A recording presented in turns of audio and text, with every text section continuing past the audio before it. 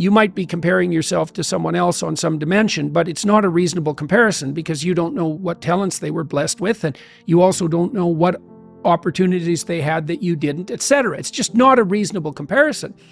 It's a lot better to think about who you were and then to think, well, could you be somewhat better in some dimension? And the positive thing about that is the answer is almost always yes. Now, you can orient that transformation towards some stellar target, and that's a reasonable thing to do, but that doesn't exactly mean that you should compare yourself to that target. Aiming at something and comparing yourself to it are not exactly the same thing.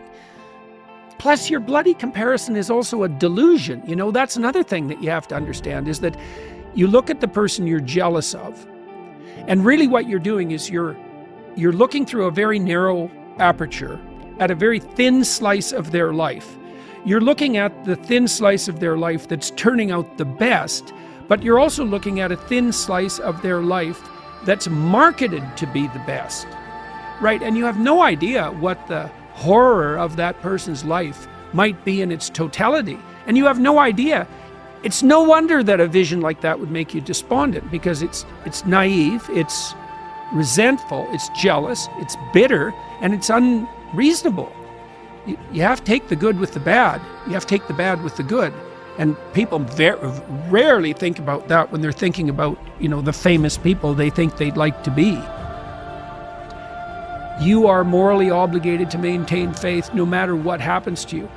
And there's a practical side to that. So imagine that God and Satan conspire against you. There'll be times in your life where it feels like that's happening.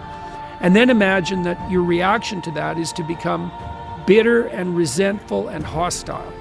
Well, then whatever hell you're in, merely as a consequence of the confluence of tragic events, you have opened a whole other hell underneath it. The hell of bitterness and resentment and ingratitude, and that turns into the desire for revenge very, very quickly. You think things are bad just because they're bad. You wait till you see how bad they can become if you allow yourself to be corrupted by your unjust suffering, right? And so I do think that this is the most practical possible advice that can be given to people, which is that you are morally required to maintain faith, to aim up, and to treat other people the way you would want to be treated, no matter what's happened to you. You know, and that's a hell of a thing to say. And, you know, you might say, well, that's impossible. Some people have such brutal lives that they're destined to be corrupt. But I would say that's not true. Like, I've met many people, particularly in my clinical practice, who had lives that were so brutal that you couldn't even listen to them without it like breaking you into pieces.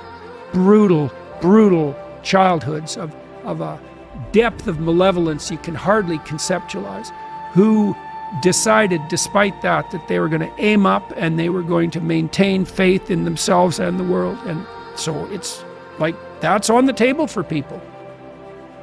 In the back of your mind, you have this idea, well, at some point, I'll have enough security so that I'll be able to tell the truth.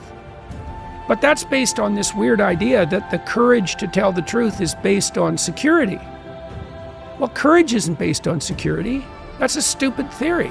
You're not courageous if there's no risk. So your notion is you'll be courageous when there's zero risk. Well, obviously that's a contradiction in terms. You're only courageous if there's a risk. And not only that, by the time you've sacrificed your word for illusory security for 15 years, there's nothing left of you that's true. That's gone a long time ago. You probably look back at the former self who was naive and thought that you could say what you think as just, well, you're cynical about it. You know, that person just didn't know how the world worked. And then it's the same thing that you pointed out. The idea that you become good because you have material plenty, that's a silly idea.